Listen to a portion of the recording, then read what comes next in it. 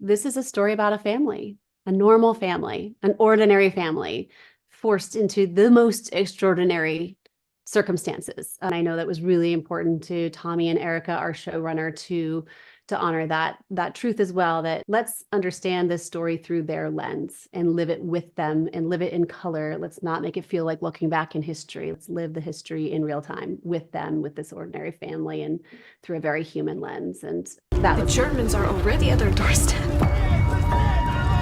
It's getting worse. hello. Hi, how are you? I'm well, thank you. How are you?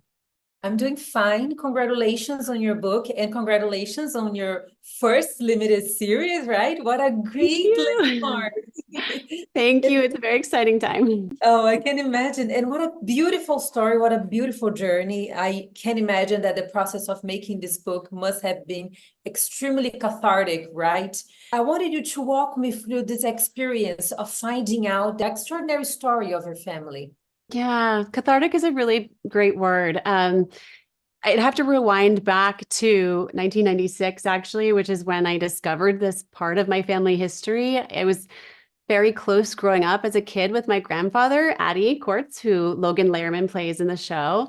But he never talked about the fact that he was raised in Poland or raised in the Jewish faith, or that he came from a family of Holocaust survivors. Simply wasn't a part of our dialogue. I didn't know to ask, and he didn't share. He died when I was 14, and the following year, I got an assignment in an English class to go interview a relative. So I sat with my grandmother, Caroline, and that's when his story came to light and left me with a lot of questions and a lot of curiosity.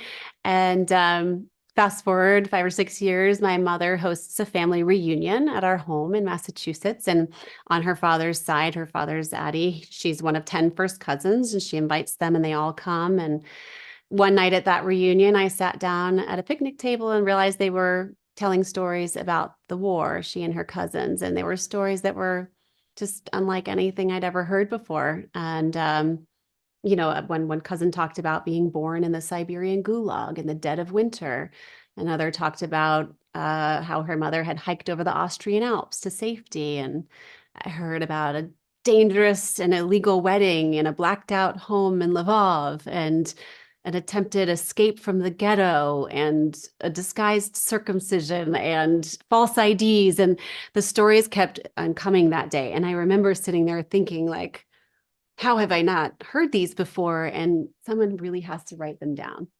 And I was 21 at the time. I just graduated from college, and I didn't know that someone would be me, but I think that's when the idea was seeded. And it sat, somewhere inside, and kind of percolated until I couldn't ignore it any longer. And in 2008, I set off to unearth and record this part of my family history. And that entailed, we're a very global family, so that entailed flying around the world to Brazil and to France and all across the States to interview relatives. Had one living relative at the time with firsthand memories. That was Felicia, who was a little baby at the start of the war. Everyone else was telling stories that their parents had passed down to them, so second generation survivors. I also tried to follow in the footsteps of family members throughout Eastern Europe, down the Adriatic coast of Italy. Also in Rio, I spent a lot of time there where my grandfather lived for a while. And meanwhile, I was also collecting as many records as I could from archives or museums, ministries, National Archives in Rio. I found dozens and dozens of records there. And little by little, I pulled it all together, and it took 9 years, but eventually we were the lucky ones. The book was born in 2017. And then about a year later, my friend Tommy Kale called, and he happens to be not only a dear friend of 25 some years, but also an incredible producer and director. And he said, "How about we try to bring your story to the screen?" And now here we are. Can I just say that I could just sit here and listen to all of her stories because as you were telling me, I was thinking about, okay, now we need a movie about Jordan's experience finding out about her family because we Oh, have the story about your family, and what an amazing journey you have gone through. This is so yeah. powerful. I can imagine that a lot of things must have changed in yourself during this whole process of finding out about your ancestors, right? It's been, yeah, a remarkable experience. And I became a mother halfway through. You know, I had my first son in 2011, and suddenly hearing stories about my great aunt Mila having to take care of a baby and then a toddler and bring her to work with her and hide under the table and put her in the hands of somebody else for safety. And suddenly those scenes became really hard to write. Um, there was so much hardship, and the things they overcame, just, you know, you complain about little things, you know, in life. And then I catch myself sometimes and I'm like, okay, I have nothing to complain about ever again in my whole life.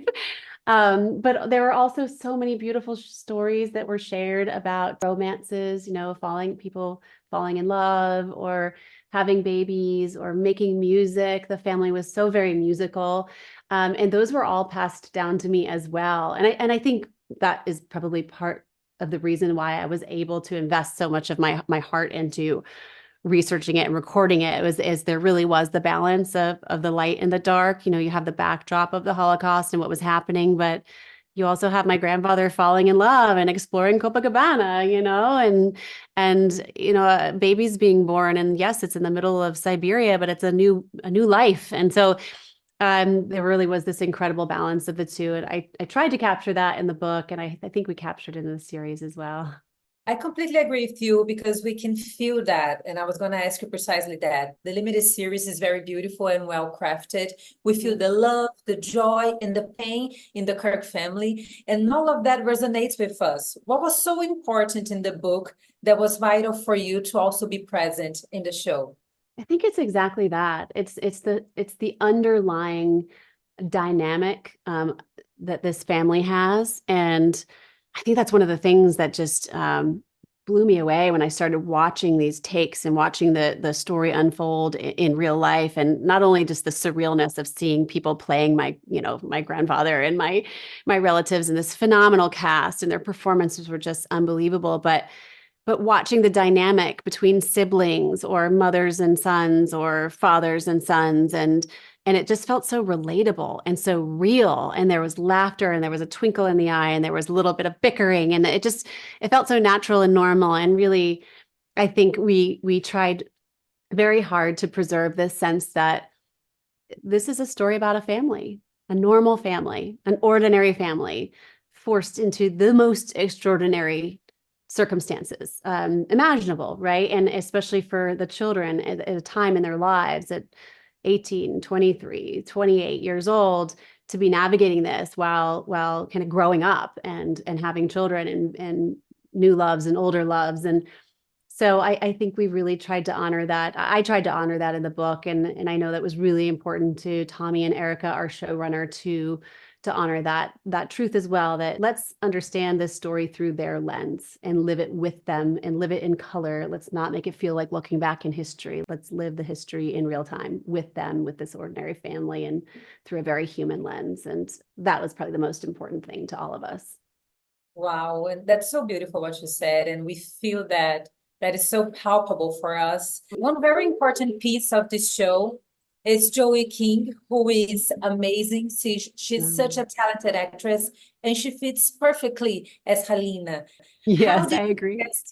yes, and how did her casting work? When did you know that she would be the ideal choice? I can't take credit for her casting. I'm a first-time producer. I had a say in everything, of course, but Tommy and Erica brought her to me and said, like, Joey would like to be a part of this, and we think she would be the perfect Halida. And as soon as they said so, and as soon as I met her, it was the perfect fit. I agree with you completely. There's so much she shares in common with the real life Helena.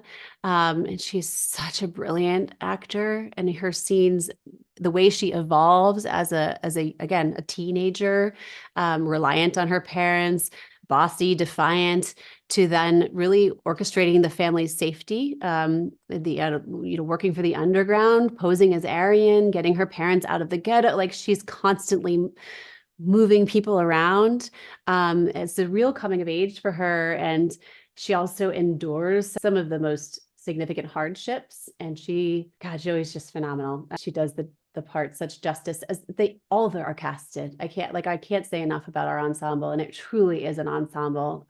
They are all phenomenal. I just remember spending time on a Zoom with Joey, Logan, with everybody before we even started, sharing family memories, family photos, answering all their questions. They just dove so deeply into each of their characters and really took them into their hearts in a way that felt so true, and it, held them so carefully, and it just, as the granddaughter, that felt really good.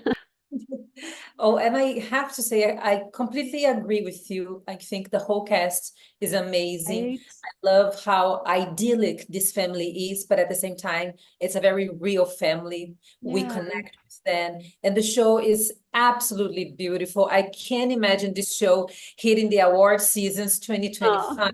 You did an amazing job, Georgia. I really want to say thank you so much for the opportunity of being here with you. I'm completely in awe with your story and with your book. And I just I'm so happy just to be here, being able to share this moment with you. Congratulations on the show. It was an amazing pleasure to be here talking to I you appreciate that so much. Thank you so much. That means a lot. The only thing I know for certain is that there's no reason I should be alive, and yet I am. And that means I have to keep going.